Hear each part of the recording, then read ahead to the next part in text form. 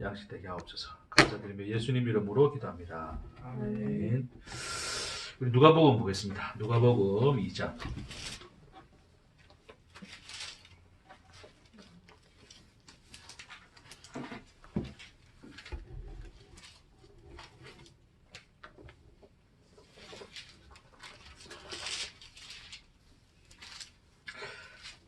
누가복음 2장 우리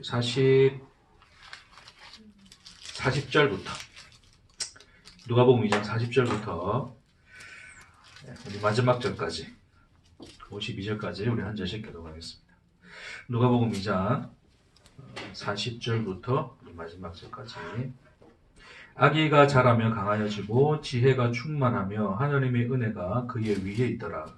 그의 부모가 해마다 유월절이 되면 예루살렘으로 가더니 예수께서 12살 되었을 때에 그들이 이 절기의 관례를 따라 올라갔다가 그 날들을 마치고 돌아갈 때에 아이 예수는 예루살렘에 머무졌더라.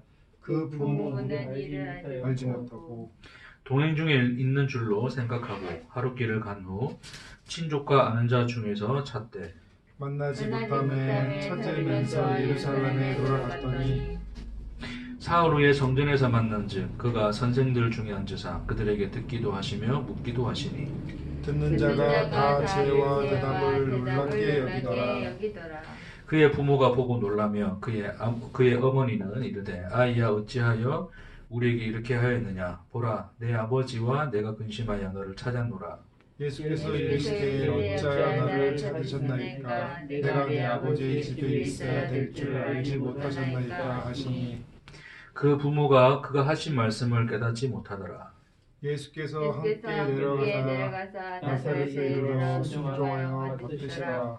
그 어머니는 이 모든 말을 마음에 드니라. 예수는 지혜와 키가 자라가며 하나님과 사람에게 더욱 사랑스러워 가시더라. 아멘.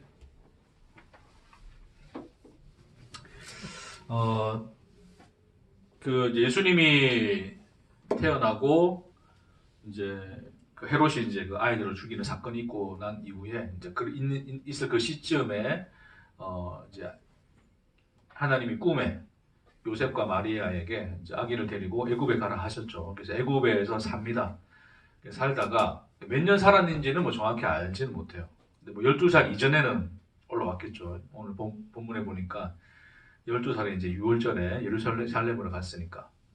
하여튼 헤롯이 이제 죽기까지, 그러니까 예수를 찾아서 죽이려는 헤롯이 죽기까지 애굽에서 살았어요. 애굽에서 살고 이제 그 소식을 듣고 이제 또 꿈에 또 하나님이 현몽해서 주의 사자가 현몽해서 아기를 데리고 올라가라 그럽니다. 그래서 이제 이 요셉과 마리아는 이제 아기 예수를 데리고 이제 아마 베들레헴으로 가려고 하지 않았나, 이제 그런 생각해 볼 수 있는 것이, 이제 베들레헴에서 있다가 지금 애굽으로 온 거였거든요. 그렇죠? 베들레헴에서 이제 어느 정도 살다가 지금 이제 애굽으로 온 거였기 때문에 이제 자기가 또 잠시는 살았지만 이제 예수가 태어나고 살았던 그 터를 찾아서 가려고 했는데, 그 아켈라오라고 하는 또 헤롯의 아들이 있어요. 아들이 이제 또 거기 유대의 분봉왕, 그 유대 지역의 분봉왕이 되었다는 얘기를 듣고 이제 돌아서 나사렛으로 올라가서 나사렛에 가서 이제 살게 됩니다. 그 얘기가 이제 앞에 쭉 나와 있는데, 마태복음 보면 그 얘기가 나와 있어요. 그래서 아켈라오는 이제 헤롯의 아들인데 굉장히 이제 폭정이 심했던 이제 사람인데, 한 예로 이 사람이 그 이제 헤롯 정전에 이제 세워둔 어떤 뭐 이 금 독수리 우상인가 하여튼 그 형상이 있어요. 그 형상을 그 유다와 마띠아라고 하는 이제 소위 말하면 이제 민족 투사들, 그 당시 이제 로마에 앞에 있었으니까 어떤 종교적 민족 투사들이 이제 그걸 허물게 돼요. 그걸 허물게 되는데 그 사건에서 이제 열받아가지고 얘를 이제 처형하게 됩니다. 근데 이 처형하는 것을 두고 이제 또 그 유대인들이 봉기를 하기 시작해요. 그래서 이제 저항을 했죠. 이 저항하는 이 유대인들을 3,000명 정도를 학살할 정도로 엄청난 그 폭정을 했던 어떤 사람이었습니다. 아마 그 소식이 들렸겠죠. 헤롯의 아들 아켈라오 그 폭정을 하는 이제 그 폭군이 다시 왕이 되었으니 이제 또 그쪽으로 가는 것이 이제 두려웠겠죠. 그래서 이제 그 베들레헴을 피하여 갈릴리 나사렛에 가서 살게 됩니다. 이 누가복음에서는 이 나사렛이 원래 이제 요셉과 마리아의 고향이었다고 이제 이야기를 해요. 원래 고향 이야기를 하는데, 자, 예수님의 고향은 어디예요? 우리 고향하면 태어난 곳입니까? 자라는 곳입니까? 태어난 네, 보통 태어난 곳이죠, 그렇죠? 태어난 곳이지만 또 뭐 굉장히 오래 산 또 지역을 또 자기 또 고향이도 하잖아요, 그렇죠? 그러니까 예수님 고향 이제 두 개라 보시면 돼요. 태어난 곳은 베들레헴. 그래서 베들레헴이라고 하는 이제 여기서 태어나신 것은 이제 하나의 말씀, 그렇죠?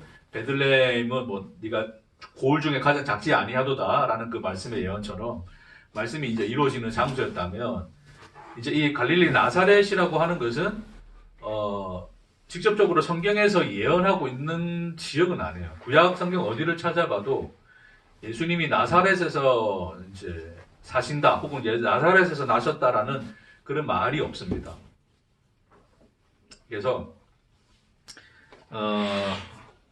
없는데 어쨌든 거기 가서 살게 되시고, 거기가 이제 거의 모두 이제 대다수의 생애를 거기서 많이 보내시게 돼요.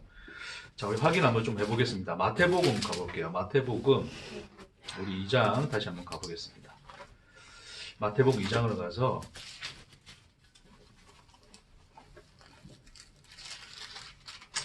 자, 마태복음 2장 22절부터 23절 제가 읽을게요. 이렇게 보시면 되겠습니다. 자, 그러나 아켈라오가 그의 아버지 헤롯을 이어 유대의 임금됨을 듣고 거기로 가기를 무서워하더니 꿈에 지시하심을 받아 갈릴리 지방으로 떠나가 나사렛이란 동네에 가서 사니 이는 선지자로 하신 말씀에 나사렛 사람이라 칭하리라 하심을 이루려 함이로라.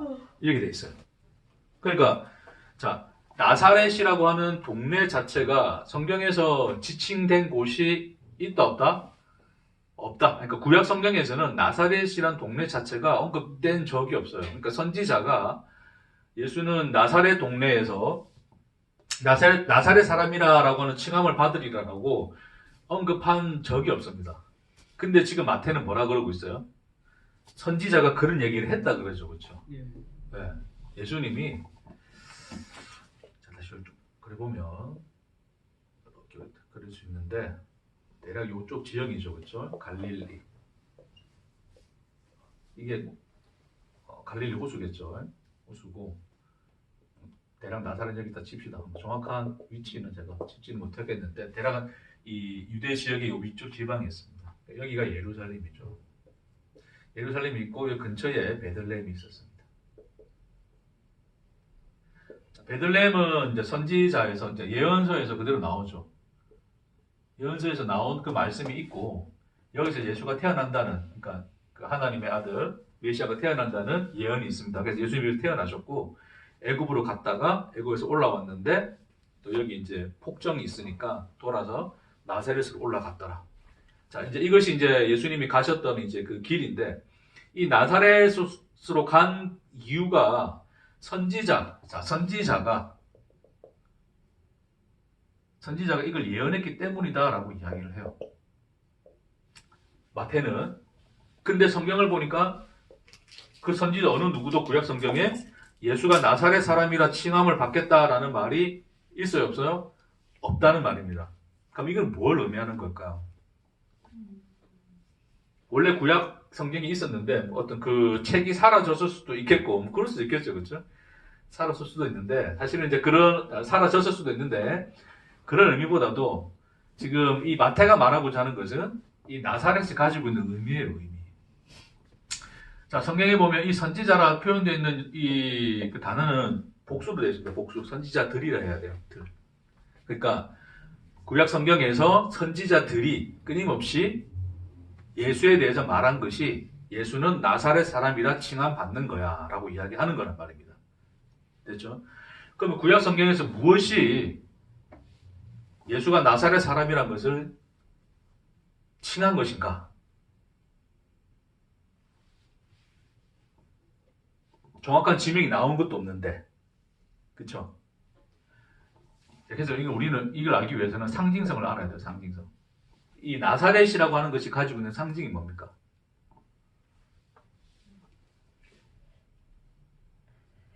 가난한 그쵸, 뭐 가난한 사람도 많았겠고 일단은 이미지가 좋았습니까? 안 좋았습니까? 안 좋았죠. 그걸 어디서 알 수 있어요?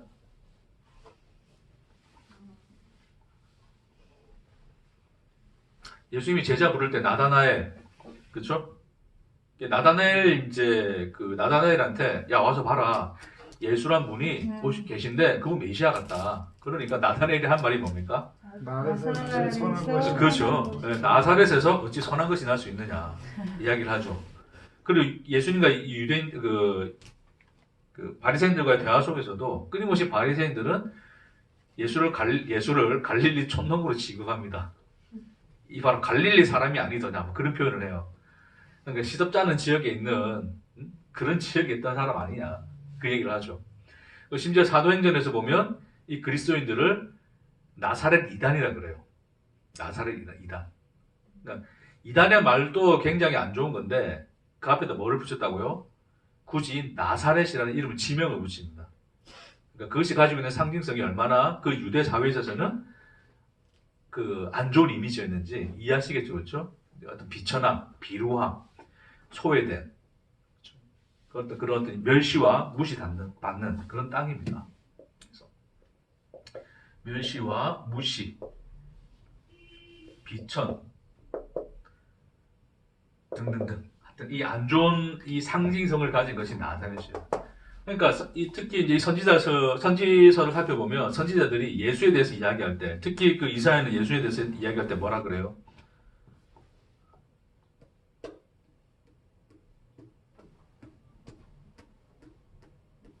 마른 숨 같고 막 그런 얘기 하잖아요. 볼품 없고. 그렇죠? 우리가 흠모할 형체가 없었더라 이야기하죠. 그리고 예수가 받는 고난에 대해서, 그 메시아가 받는 고난에 대한 이야기를 한단 말입니다. 그러니까 그 멸시와 천대, 그런 어떤 고난의 상징으로서 예수를 이야기를 한 것이었고, 그것을 마태는 나사렛이라는 상징성을 이어서 그게 바로 선지자들이 했던 얘기가 그 얘기야. 예수는 멸시와 천대의 그 삶, 그 자리에 가 있는 그 사람으로 우리에게 오실 거야 라고 하는 것으로 예수를 설명하고 있는 거예요. 이해하시겠죠? 그래서 나사렛에서 살았다는 이것 자체가 예수가 이미 이 세상에 대해서, 이 세상의 사람들에 대해서, 이 사람에 의해서 뭘 받는다? 멸시와 천대를 받는 대상이 되었다를 이야기하는 것입니다. 됐습니까? 자, 근데 우리가 한 가지 좀 생각해야 될 게 있어요. 우리가 이렇게 말씀을 읽다 보면, 결국 나사렛이라는 동네는 가난하고 비천한 사람들이 살았던 동네고, 결국 예수님은 그 낮고 비천한 땅에 가셔서 그들과 함께 계셨구나라고 생각합니다. 그렇죠? 그래서 예수님 우리 어떻게 해요? 예수님은 정말 하나님의 아들이고 임금이고 그 왕의 아들인데, 그 왕 자신인데, 우리같이 가난한 사람의 왕이 되시고, 우리와 함께 하셔서 우리 곁에 계시고, 우리를 위로하시고, 우리 그렇게 예수님을 그려내잖아요. 그렇죠? 그러니까 우리가 이것을 볼 때도, 나사렛이라는 곳에 예수님이 가서 사셨다고? 낮고 천한 곳에 가서 사셨다고? 예수님은 그들과 함께 하시는 임마누엘 하나님, 그들을 위로하시고 그들 곁에 계시는 왕이시구나 라고 생각하는데, 그 의미가 아니라 이건 뭡니까? 예수 자신이 뭐였다? 나사렛인이었다를 이야기해요. 예수가 나사렛이 됐다를 이야기하는 거지, 나사렛 사람과 같이 있었다가 아닙니다. 우리 노블레스 오블리주입니까? 다른 거 잘 기억 안 나네. 가진 자로서 없는 자들을 도와주는 그런 개념 있잖아요. 그렇죠? 그런 개념으로서 예수가 그들과 함께 계셨다는 의미가 아니라 예수 자신이 그 놈이었다. 그 놈. 네. 별 볼 일 없는 놈이었다 이야기하는 거예요. 이해되시겠습니까? 우리 보통 유행이라고 이야기하죠. 유행. 그렇죠? 유행. 유행이 뭡니까? 유행. 주류를 따르는 것. 그래서 보통 유행했던 그런 역사들을 보면, 보통 이제 유행이 시작된 지점은 상류층입니까? 하류층입니까? 그렇죠. 상류층에서 유행이 시작되죠. 그래서 보통 보면 왕실에서 입었던 옷들이 그 다음에 그 중상류층에 이제 이게 퍼져 나가는 거죠, 그렇죠? 그래서 유행이 됩니다. 하층민까지는 안 갔다 그래요. 왜냐하면 이제 따라하려도 어림도 없고 돼야 따라하는데 따라할 수조차 없으니까. 하여튼 뭐 그렇게 유행이 되는데, 그런데 유행의 역사가 이제 이거는 이제 단순히 돈이 많으냐 적으냐의 문제를 떠나서 지금 현재의 유행이라는 의미는 무슨 의미가 됐습니까? 하나의 어떤 주류적 의미가 되죠, 그렇죠? 그거는 뭐 돈이 많으냐 적으냐에 따라서 결국 사람들에게 있어서 무슨 대상? 선망의 대상. 보통 보면 우리 연예인들, 스타들, 그 선망의 대상이 뭔가를 주대사하기 시작하면 사람들은 뭐예요? 그걸 따라하려고 하는 거죠, 그렇죠? 자, 그걸 따라함으로써 어떻게 됩니까? 자기는 그와 같아지는 것이고, 그와 같아짐으로써 동시에 뭐예요? 그들과 같지 않은 자들에 대해서 구별이 되죠, 스스로. 무슨 말인지 이해하시겠습니까? 자, 그러니까 인지도라고 하는 것이 단순히 뭐 돈이 많으냐 적으냐, 뭐 아니면 뭐 잘났느냐 못났느냐를 떠나서 인간들이 뭔가 추종하고자 하는 어떤 대상에 대해서 그 대상이 가지고 있는 그런 어떤 상징성들, 보통 옷 같은 게 하나의 상징이잖아요. 그 사람이 상징을 할 수 있는 거잖아요, 그렇죠? 그런 상징성들을 자기에게 덧붙임으로써 자기도 그런 존재가 되고자 하는 거예요. 다시 말해서 유행을 따르는 것도 결국 무슨 욕구다? 인간들의 존재적 욕구다. 내가 원하는, 내가 그려내는 그 사람이 되고자 하는 욕구가 발현되어지는 가장 우리가 쉽게 볼 수 있는 하나의 현상이 유행이라는 현상인 거예요. 자, 그렇게 됨으로써 나는 그렇게 되지 못한 자들과 또 뭐가 된다고요? 구별되는 거죠. 이해가 되시겠죠? 우리가 보통 신앙이라고 하는 것도 어찌 보면 유행이라는 게 있어요. 그렇지 않습니까? 보통 뭐가 유행입니까? 세대주의. 뭐 세대주의 같은 게 유행되기도 하고, 그렇죠? 뭐 이전에는 번영신학이 그냥 유행이라기보다는 그냥 어쨌든 퍼져 있었고, 그냥 널리 퍼진 게 또 번영신학이었고, 또 세대주의 나오고, 그렇죠? 하여튼 여러 형태로 이 신앙이라고 하는 것도 어찌 보면 어떤 하나의 유행과 비슷한 현상을 겪고 있다는 것을 느끼죠, 그렇죠? 한때는 또 엄청나게 우리 성경 공부, 제자 훈련 뭐 이런 것들이 한때 또 교회 안에 유행하기도 했고, 그런 유행을 잘 볼 수 있는 자리가 어디냐면 목사님들 모여서 하는 세미나 가면 무슨 가정교회, 그렇죠? 무슨 세미나, 뭐 두날개 세미나, 예, 셀 세미나, 뭐 많아요. 엄청 이래저래 엄청 많습니다, 그렇죠? 네. 그런 것들을 막 겪어가면서 이제 사람들은 이제 또 교회가 또 이런 변화에 또 이렇게 또 적응해 가고, 또 그래서 또 성도들을 또 이렇게 목양하고 또 교회를 또 키워보고 하려고 하는 그런 또 노력들을 많이 보게 되는데, 어쨌든 그런 모든 것들이 어떤 그러니까 유행이라고 하는 이 유행 속에 담겨져 있는 어떤 그런 인간의 존재적 욕구가 신앙 안에서도 동일하게 있을 수 있다라고 하는 것이죠. 그렇죠?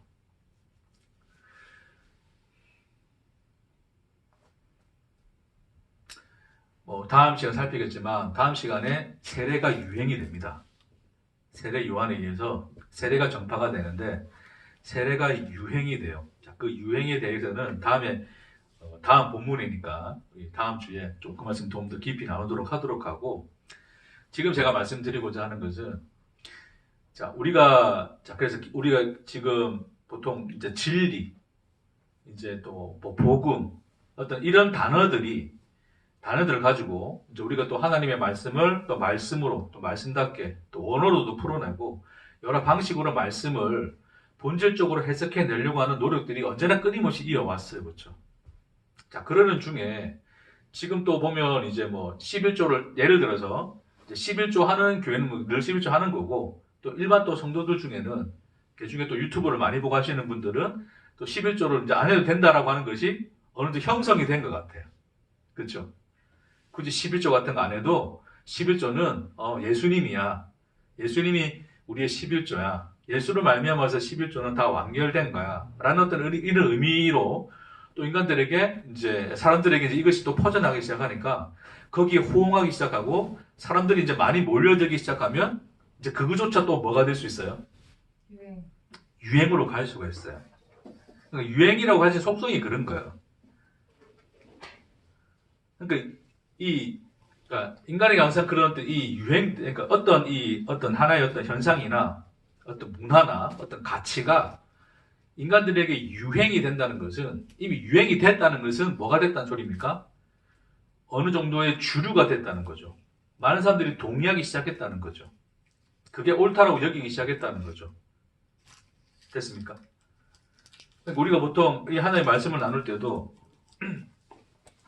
저도 뭐 그런 진리 이야기를 많이 하지만 진리의 복음이라고 하는 것 또한 언젠가는 지금은 뭐 많은 사람들이 아직은 기존의 어떤 기독교의 교리적 신앙 안에 있다고 친다면 현재는 뭐 주류가 아니라 하더라도 이것이 시간이 흐르고 나면 이게 또 어떤 뭐가 될 수 있는 거예요?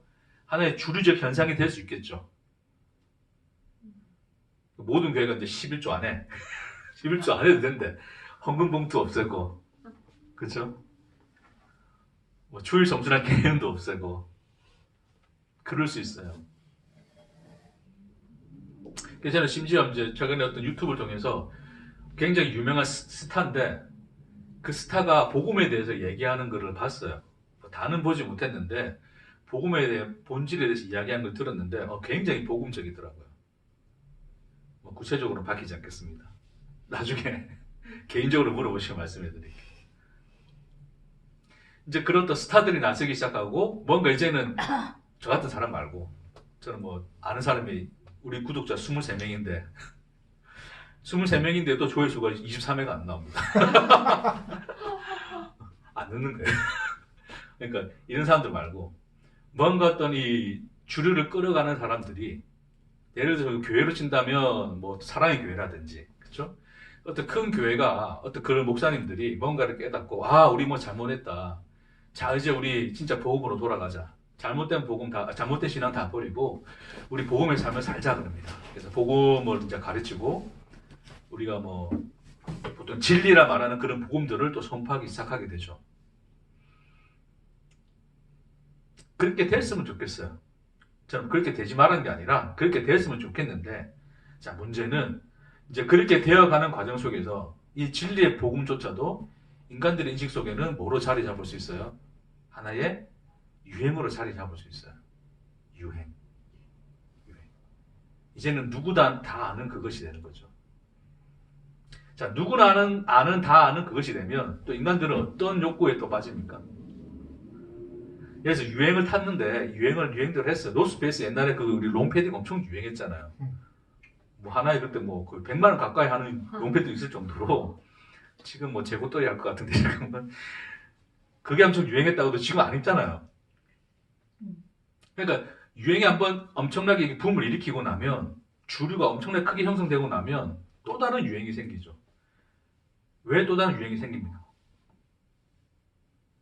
너희들과 달라. 그들과 다른 또 뭔가를 찾고자 하기 때문이죠.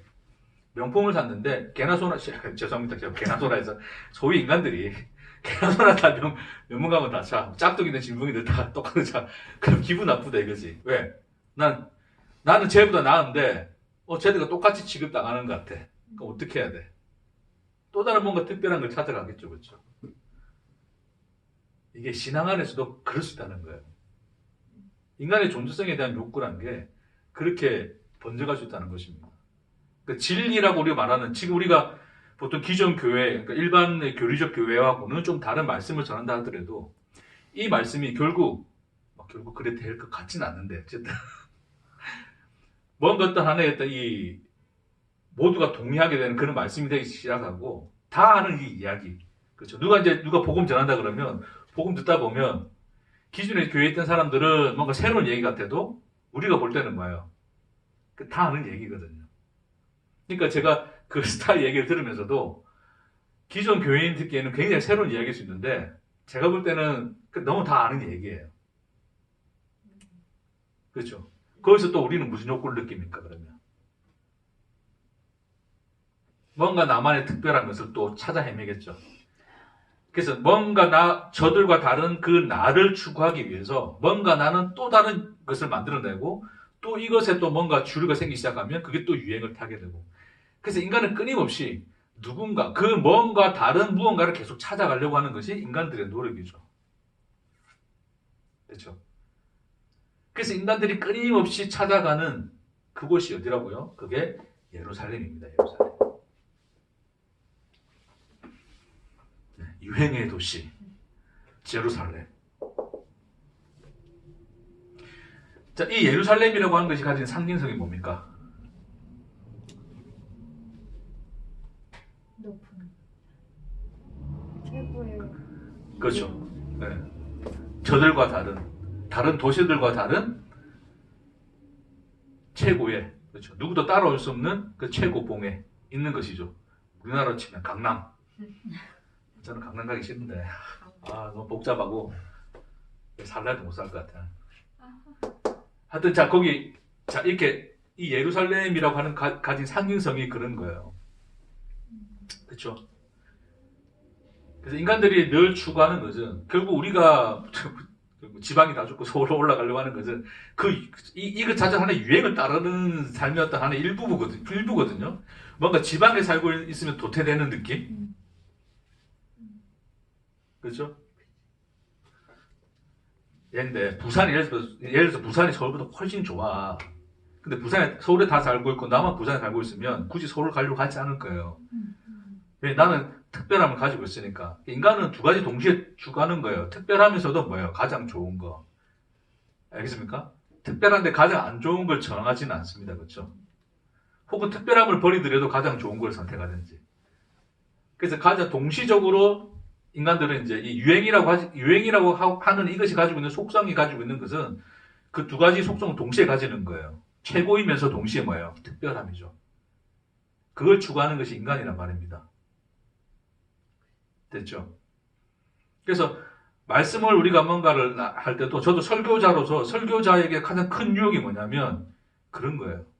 더 좋은 말씀, 더 좋은 깨달음이 뭐지를 찾습니다. 그리고 늘 했던 말이 아닌 그것과는 다른 무언가를 찾아내려고 하죠. 그런 욕구가 저 안에 항상 있어요. 여러분이 알아듣든 못 알아듣든 저 혼자만의 것으로도 찾아내고 싶은 네. 참 죄송한 부분이긴 하지만 현실이 그렇다는 거죠. 자, 그래서 그런 거를 찾아내려고 하는 속성이 저한테도 있는 걸 보는 거죠. 저도. 제가 그것을 그냥 있는 그대로 여러분께 말씀드리는 거예요. 뭔가 깨달았는데 이전 거고 뭐 똑같네. 다 그 말씀이 그 말씀이네.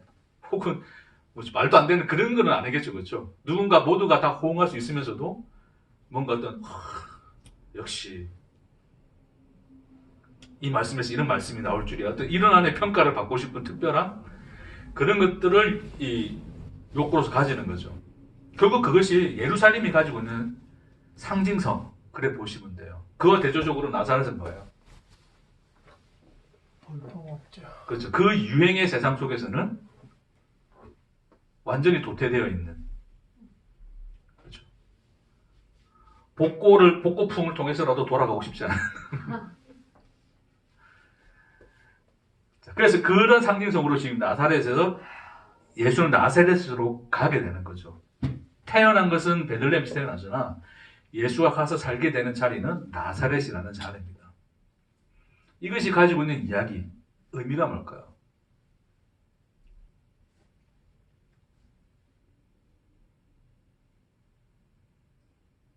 참 생명, 참 말씀은 유행을 타지 않는다. 오늘 설교 제목입니다.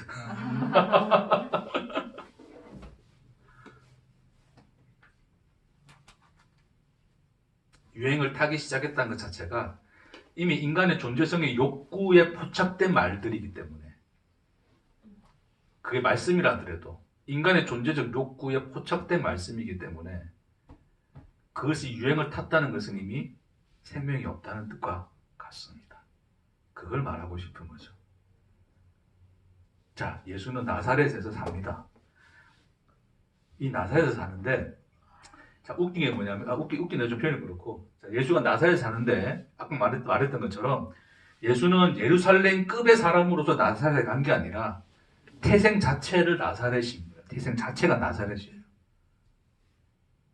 그러니까 어느 누구도 거들떠 보지 않는, 어떤 주류로도 있을 수 없는 그 자로 계신 거예요. 그걸 어디서 볼 수 있냐면, 자, 이렇게 생각할 수 있죠. 나사렛에서 예수님이 뭔가 어떤 어른 사람 도와주고 잘 혜택 해주고 이렇게 해가지고 뭔가 이 나사렛을 바꿨다. 근데 그런 얘기도 없어요. 그렇죠? 심지어 어떻게 되냐면 이 나사렛 사람들이 나사렛 예수를 무시합니다. 선지자가 고향에서는 높임을 받은 적이 없다. 예수님 그 얘기 하시죠. 심지어 죽이려고 하기까지 해요. 내가 메시아다 그러니까 벼랑 끝에 내몰아서 죽이려고까지 합니다. 그처럼 나사렛 중에 나사렛인으로 예수는 나신 거예요. 그런 자로 이 세상에 서 계시더라를 이야기하고 있습니다. 자, 그런 어떤 이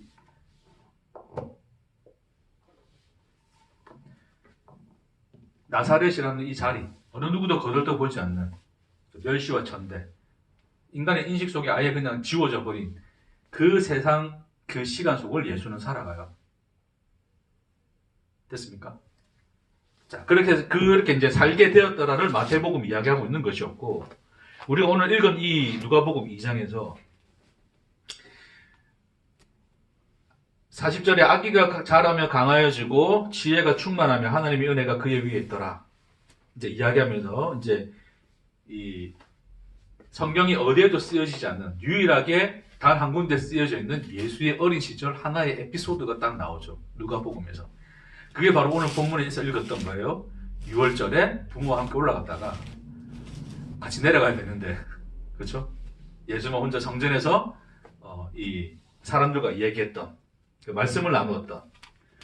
그래서 그가 이제 41절에 보면 선생들 중에 앉으사 그들에게 듣기도 하시며 묻기도 하시니 그런 얘기를 해요. 그래서 그 사건이 이제 이 오늘 본문에서 나타나는 거죠. 자, 근데 잘 보면 우리는 이 본문을 또 이해할 때도 그럴 수 있어요. 아, 역시 예수는 다른 애들과 달랐어. 그러고 싶은 거예요. 누가복음 읽으면서 그치, 아기가 자라고 강하여지고 하나님의 은혜가 지혜가 충만하고 하나님의 은혜가 그의 위에 있는 애니까 이런 일도 일어나는 거지라고 이야기합니다. 근데 누가는 그걸 이야기하고자 이 예수의 어린 시절, 우리에게는 전혀 기록되어지지 않는 어린 시절의 하나의 에피소드를 들고 나온 게 아니에요.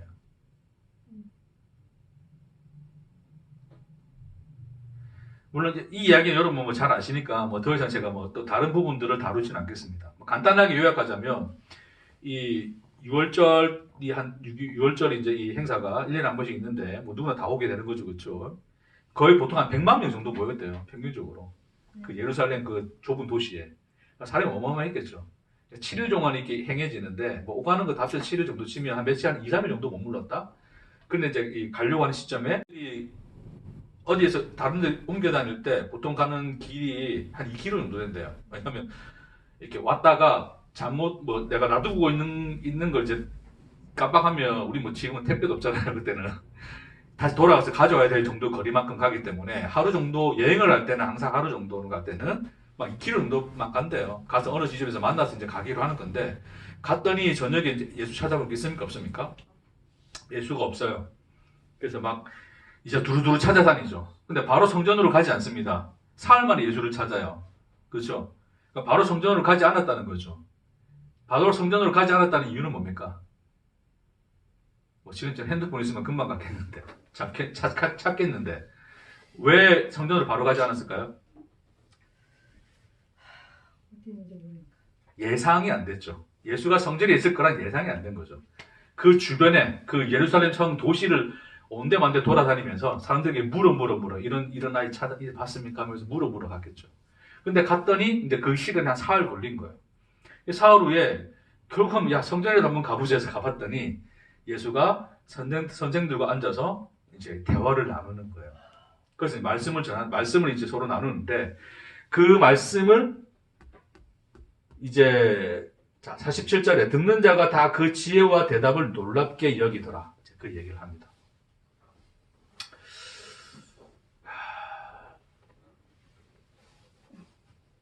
자, 우리 또 이 본문에서 역시 예수는 하나님의 아들로서 뭔가 누군가와는 다른 어떤 능력을 가지고서 사람들에게 어떤 깨달음을 주고, 그렇죠? 하나님의 말씀을 풀어주는 이미 12살 때부터 어떤 선지자적인 능력을 가진 사람으로 표현된 거다라고 생각할 수 있는데 누가는 어떤 그런 의미로 쓰여진 것 같지는 않습니다. 그래서 누가는 뭐라 표현하냐면 읽어볼게요.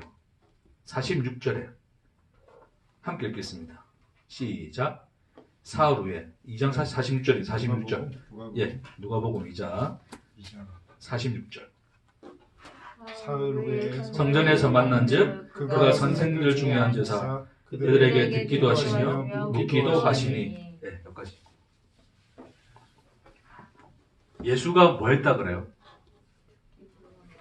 예수가 가르쳤다 되어 있으니까 듣고 묻기도 하죠. 됐습니까? 그럼 예수는 가르친 게 있습니까?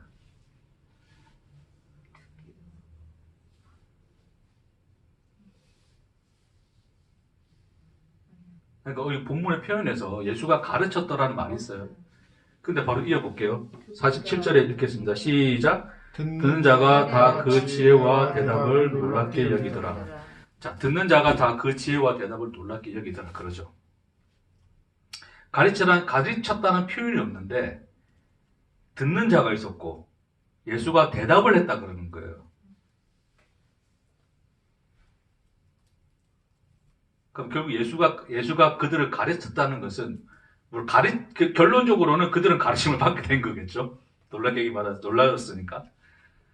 그럼 예수는 어떻게 가르쳤다는 거예요? 일단 들었어요. 그렇죠. 뭘 듣겠습니까? 선생들의 얘기를 듣겠죠. 예루살렘에서 뿜어져 나오는 말씀을 듣습니다. 그렇죠. 그 말씀에 대해서 뭐 합니까, 예수가? 묻습니다. 네. 여러분, 질문이라고 하는 것이 가지고 있는, 저는 좀 질문을 어렵게 하긴 하지만 질문도 어려워요. 질문이라고 하는 것이 가지고 있는 이 가장 강력한 이 힘은 뭘까요? 이 능력. 허를 찌르는 허거지기 같은데. 맞아요. 허를 찌르는 거죠. 질문은 대답을 하는 게 아닙니다. 사실은 자기가 대답하는 게 아니에요.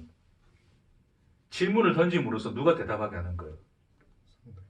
스스로가 대답하게끔 하는 것이 사실은 질문이죠. 그렇죠? 근데 그 이전에 이 질문이 허를 찌른다라고 하는 것은 결국 이 허를 찌른다고 하는 의미가 뭡니까?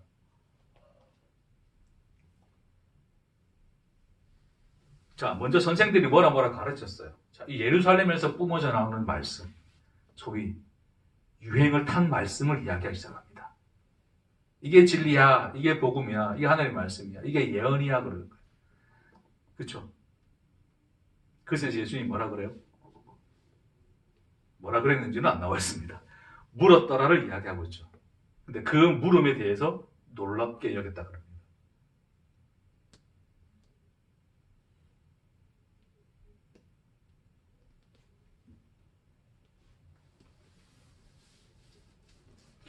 좀 유행을 타기 시작하면 질문하지 않습니다. 우리는 질문하지 않고 옷을 삽니다. 왜? 유행하니까. 질문하지 않고 머리 자르죠. 유행하니까 그 스타일이. 저는 그렇지 않습니다. 저는 게을러서 그런 거 안 합니다. 여러분도 이제 나이가 어느 정도 먹어가지고 유행이 별로 와닿지 않는 것일 수 있는데, 아니, 은근히 여러분도 유행 타고 있어요. 삶의 패턴의 삶을 잘 보세요. 유행은 질문하지 않습니다. 그렇게 받아들여졌어요. 이미. 그렇죠? 이미 제가 말씀드렸지만 원리와 법칙이 된 말씀은 이미 유행화된 말씀이에요. 그게 예루살렘적 말씀입니다. 질문하지 않고 그냥 받아들입니다. 이제는 다 아는 얘기가 돼버렸죠. 근데 예수가 그것에 대해서 뭐라 그럽니까? Why? What? 묻는 거예요. 왜 그렇죠? 무엇이죠? 묻는 거죠. 한 번도 질문하지 않고 받아들였던 것들을 질문을 통해서 깨트려내기 시작하는 거죠. 그래 표현하는 거예요, 예수가.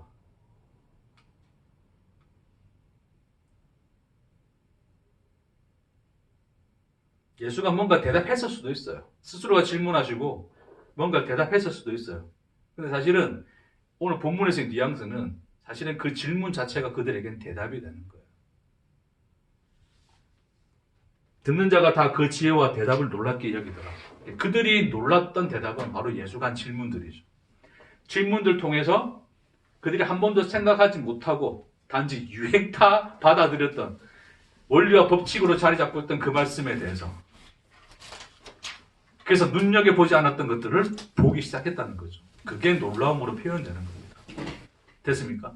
와, 근데 예수는 어떻게 이런 지경이랄까? 경직. 지경이라면 조금 부정적 단어죠. 이런 경지까지.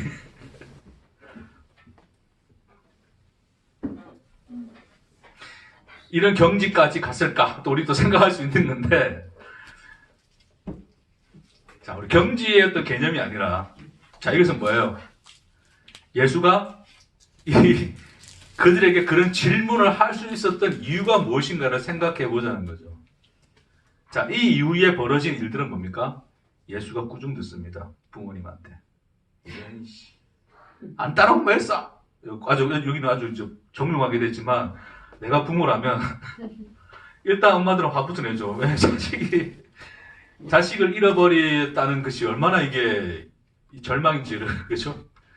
안 잃어본 사람은 모르겠지만, 그러니까 어마어마하게 화가 났을 거예요. 다행이면서 동시에 그게 화가 나는 거죠. 그게 엄청나게 뭐라 했을 거예요. 이놈의 자식아, 넌 어찌하여? 막 그랬을 거예요. 근데, 그렇죠. 그렇게 이야기하는 것이 예수의 삶이었어요. 그런 어떤 꾸중을 듣는 것. 소위 쉽게 말하면, 좀 다른 말로 이야기하면, 잔소리 듣는 것이 예수의 삶이죠. 네, 예수의 삶입니다. 그게.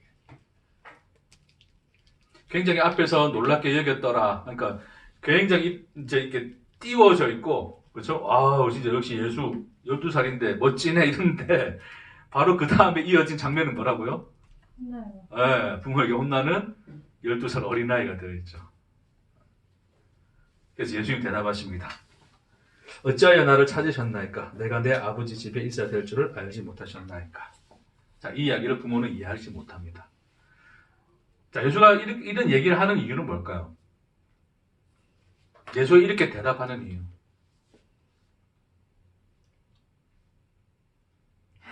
자, 내가 아버지 집에 있어야 될 줄을 아나이까 이 말을 좀 원어적으로 또 다르게 풀면, 자, 원어의 의미에서는 집이 이게 지금 복수로 지어져 있는데, 이거 일들, 어떤 사역들, 요런 어떤 이 의미로 해석될 수도 있어요. 그래서 킹 제임스 버전에는 이거를 그냥 그렇게 표현해놨어요. 내가 아버지의 일을 열심히 해야 되는 줄을 알지 못하셨습니까? 그런 얘기를 합니다. 그러니까 아버지 집에 있는 거랑 아버지 일을 하는 거랑 의미는 그 의미가 그 의미니까, 그렇죠? 근데 중요한 것은 예수님이 뭐가 되신 거예요, 지금? 하나님을 뭐라 부르시는 거예요? 아버지. 자, 여러분 머릿속에 유행처럼 자리 잡고 있는 말씀들이 많아요. 그러니까 질문하지 않고 다 아는 거라 생각해요. 근데 잘 보세요, 여러분. 예수가 태어나자마자 나 하나님 아들이야를 알았을까요? 그런 거 생각해 본 적 있습니까? 근데 우리는 받아들이지 않고 그랬을 거라 생각해요. 예수의 이 대답은 너무나 당연하게 생각합니다. 왜? 예수는 하나님 아들이었으니까. 근데 성경이 어디에 천사가 나타나서 예수 보고 넌 하나님 내 아들이야 라고 말한 적 있습니까? 그런 거 생각해 본 적 있으세요? 없어요. 그런 걸 깨트려 주는 것이 제가 하는 역할이고 생각을 한번 해보세요. 예수는 하나님을 아버지를 어떻게 부르고, 여러분 이 시대 때 하나님을 아버지라 부르는 자가 있었습니까? 없어요. 아브라함을 아버지라 부릅니다. 조상이니까 동일한 단어로서 씁니다. 아버지나 조상이나. 그렇죠. 근데 하나님을 아버지라 하면 됩니까? 안 됩니까? 예수가 하나님이 아버지라 하는 것 때문에 죽어요. 그거 아세요? 예수가 십자가에 왜 못 박혀 죽으신지 아십니까? 우리 죄 때문에 못 박혀 죽으셨죠. 근데 역사적인 현실과 사건 안에서는 예수는 무슨 제목으로 죽습니까? 뭐요?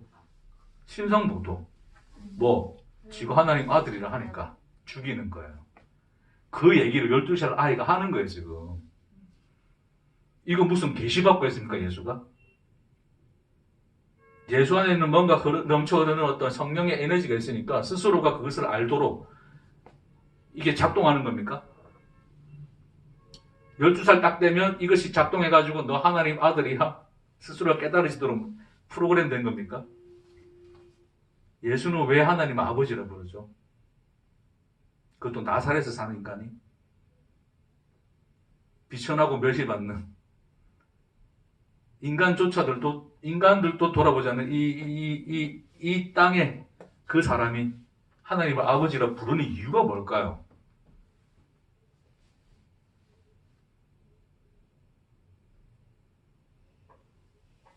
여러분은 하나님을 아버지라 부릅니까?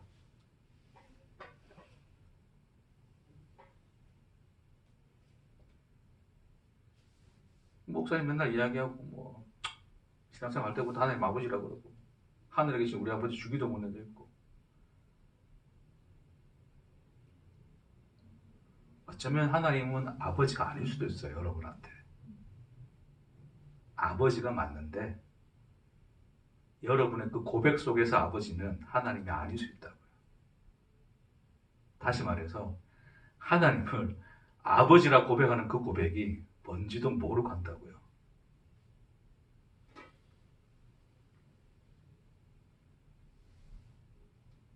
예수는 하나님을 아버지라 했습니다. 이게 중요한 겁니다.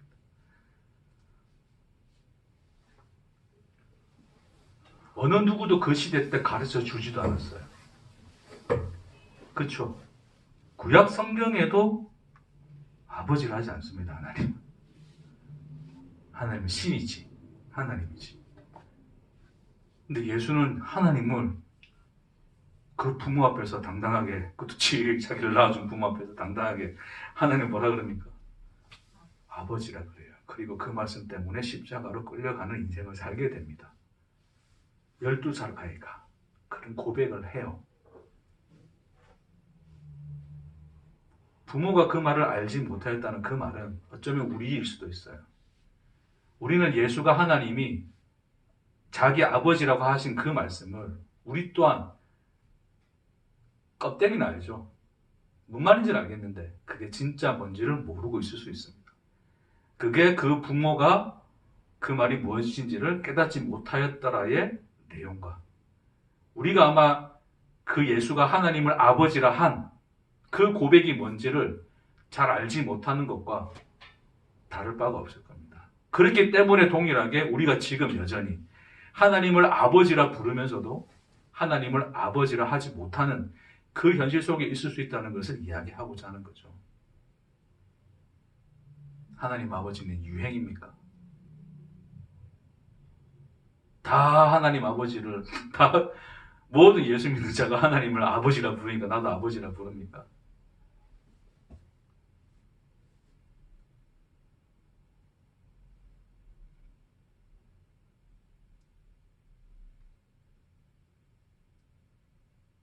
어쩌면 예수라는 이름조차도 십자가라는 것조차도 우리한테는 이미 뭐가 됐을 수 있어요? 유행이 되어 있을 수 있어요. 그렇기 때문에 그 이름과 그 말씀은 우리에게 아무런 소위 감흥도 되지 않습니다. 그럴 수 있는 그분의 이름이 되었다면 잘 생각해 보실 필요가 있으신 거죠. 자, 이 본문 이후에 이 예수가 이제 함께 내려가서 나사렛에 이르러 순종하여 받으시더라. 뭐 내려갔다는 표현은 예루살렘이 이제 고산지대니까 이렇게 내려갔다는 소리죠. 이 아랫지방으로. 그래서 내려가서 받으시더라. 그래서 예수는 지혜와 키가 자라가며 하나님과 사람에게 더욱 사랑스러워 가시더라. 은총을 받으시더라. 이런 의미로 해석할 수 있습니다.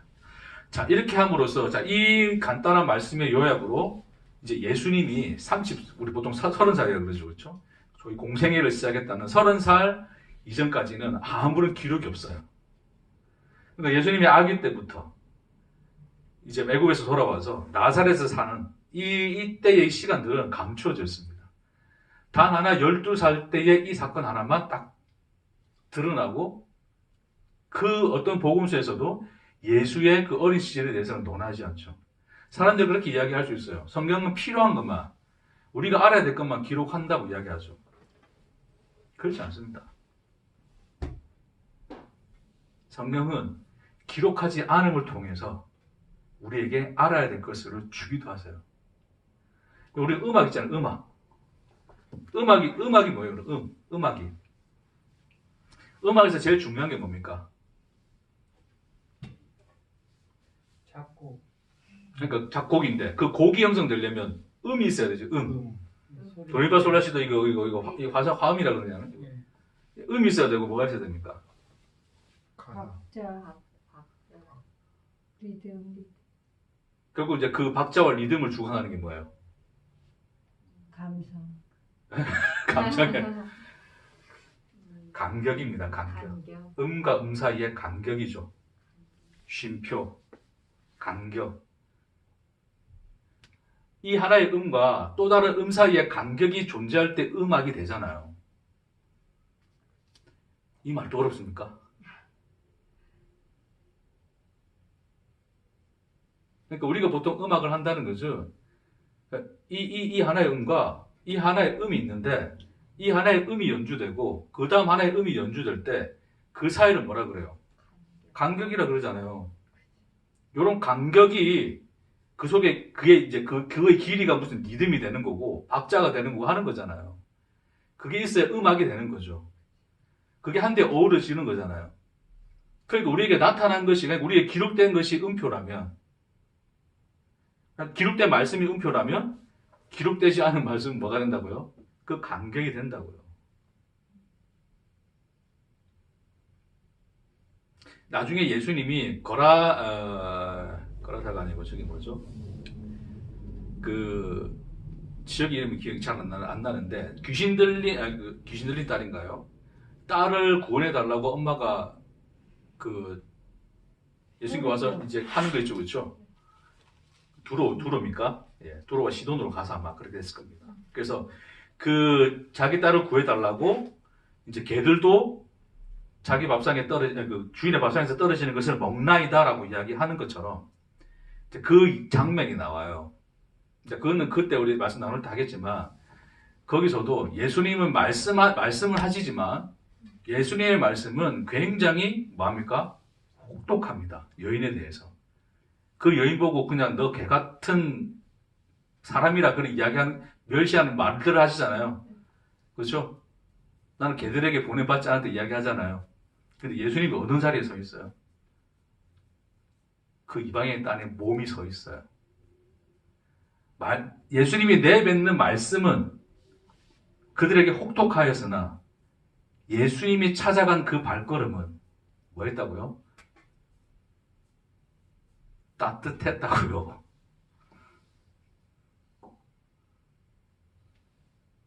예수님이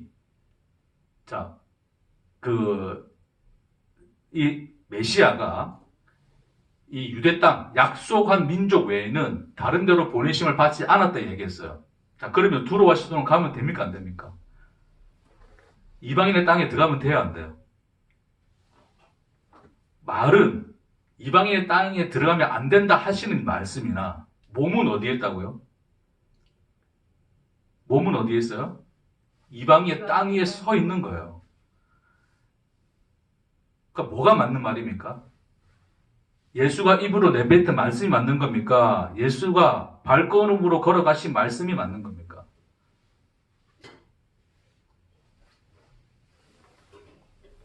이해가 안 되세요?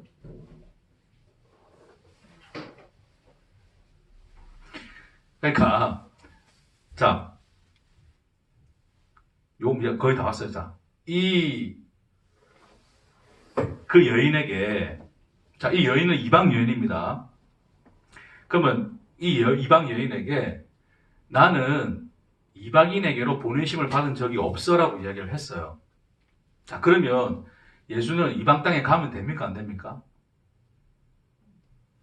그 여인이 있을 법한 그 자리에 있으면 됩니까? 안 됩니까?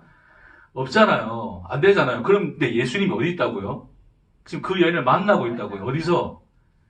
두로와 시돈에서, 이방 땅에서. 그럼 예수가 한 말과 예수가 하는 행위하고는 차이가 있어요, 없어요?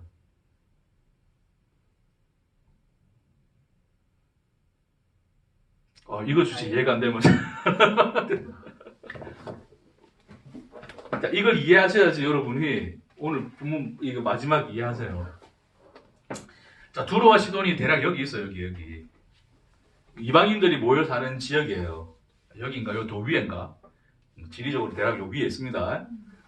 근데 예수님이 지금 여기를 왔다고요. 여기 왔어요. 왜 갔을까? 성경에서는 그 여인을 만나는 사건 외에는 아무 기록도 없어요. 궁극적으로는 누구 만나러 갔어요? 그 여자 만나러 갔다고요. 근데 가서 하는 소리가 뭐냐면 나는 너희들에게로 보내심 받은 적이 없어라고 얘기를 해요. 그 말이 맞는 겁니까? 가신 것이 맞는 겁니까? 가신 것이 두 개 다가 맞아요. 그 둘이가 어울려서 하나의 하모니를 이룬다고요. 그게 음악입니다. 음과 음 사이에 간격이 있어야지 음악이 되는 거지. 음만 쭉 이어놓으면 무슨 음악입니까? 이해하시겠어요? 말씀이 그렇다고요. 어린 시절은 기록되지 않습니다. 예수의 어린 시절은. 네? 그럼 성경은 필요 없는 거 기록 안 하고 필요 있는 것만 기록했다? 아니요. 하나의 그 간격으로 설명하고 있어요. 30년, 거의 30년이죠. 그렇죠? 20몇 년간의 그 시간을 침묵으로 남겨두었습니다. 무슨 삶으로? 나사렛에서의 삶으로 침묵으로 남겨줘요.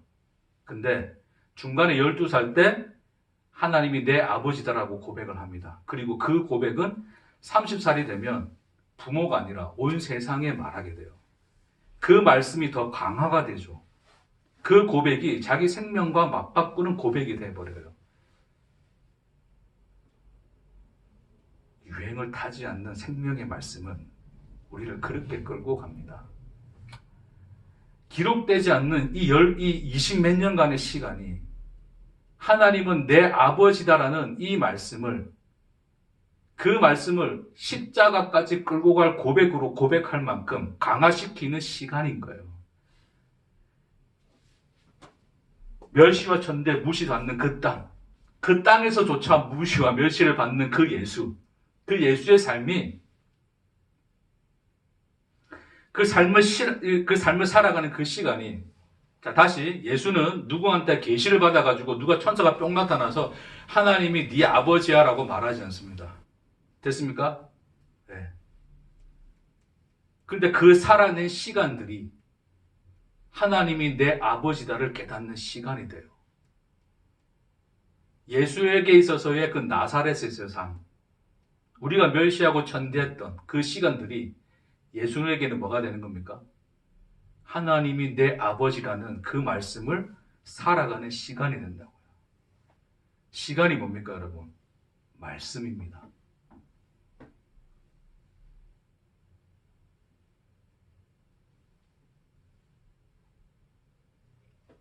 여러분이 살아가는 시간이 뭐가 된다고요? 말씀이라고요. 유행처럼 머릿속에 남아있는 그런 지식으로서의 말씀이 아니라, 어쩌면 우리는 그렇잖아요. 우리가 살아가는 일상이 어떻습니까, 여러분? 제가 또 시간에 대한 얘기를 어쨌든 최근에 많이 하는데, 많이 그런 시간에 대한 것들을 많이 느끼게 되면서 좀 나누는 것 같아요, 여러분하고. 여러분은 여러분의 시간들이 멸시하죠. 시간들을 멸시하죠. 무시합니다. 잊어버리죠. 하찮게 생각합니다. 뭐 일상에 이런 것들이 뭐 내게 무슨 유익이 돼? 뭐 여기서 뭐가 내가 어떻게 하나님 깨달아? 유튜브 말씀 들어야지. 어려워도 목사님께 가서 설교 말씀 들어야지. 예, 듣는 것도 필요합니다. 그것도 하나의 시간이니까.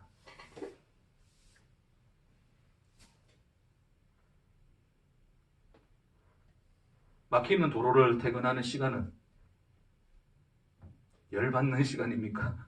예, 열받습니다. 하지만 그럼에도 불구하고 그것조차 말씀일 수 있습니다.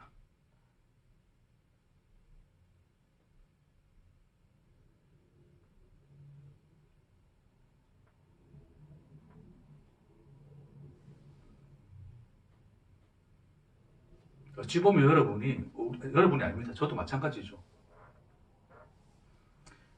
우리에게 있어서의 나사렛은 어찌 보면 진짜 우리 인생 같습니다.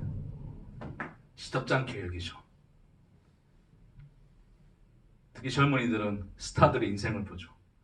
인스타그램을 보거나 우리가 요구하고 우리가 원하는, 우리가 또 열광하는 삶에 집착하죠. 예루살렘을 바라봅니다. 그러면서 그런 삶에 동조하기를 원하죠. 뭔가 내게도 그런 일들이 일어나면 좋겠고, 내게도 뭔가 새로운 일이 벌어지면 좋겠고, 나도 저들과 같이 뭐 성공했으면 좋겠고, 뭔가 새로운 어떤 소위 우리 교회, 우리 교회도 좀 부흥했으면 좋겠고, 언제까지 이렇게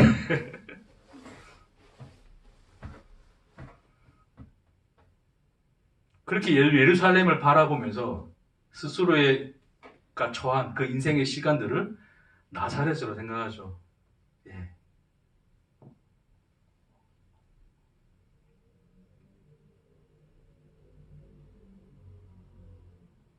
늘 말씀드리지만 시간은 그냥 헛되이 흘러가는 법이 없습니다. 나는 헛되이 보냈다 느낄지언정 하나님은 한 시간도 한 초도 헛되이 보내지 않으십니다. 우리를 위한 자기 사랑을 살아내는 시간입니다. 그 시간들이 말씀이 되어서 우리로 하여금 하나님은 내 아버지다를 고백해내게 하십니다. 예수는 그래 갔습니다. 하늘에서 뚝 떨어진 특별한 깨달음과 지식이 아니었어요. 12살. 우리가 볼 때는 짧은 시간일 수 있으나 하나님이 예수 안에서 살아내신 시간입니다. 그러니 예수가 감히 고백하죠. 내 아버지라고.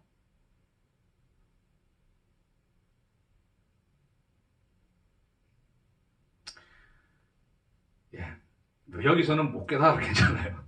시간이 말씀입니다. 시간 안에서 깨달으시기를 주의 이름으로 축복합니다. 아멘. 유행되지 맙시다. 뭔가 특별해지려고 그러는 거 아닙니다. 오히려 그 말씀이 가진 생명과 깊이와 넓이와 높이가 나사렛이라는 시간을 살아내는 우리 안에서 하나님은 내 아버지라는 고백으로 십자가로 당당히 걸어갈 수 있는 능력이 되시길 주의 이름으로 축복합니다.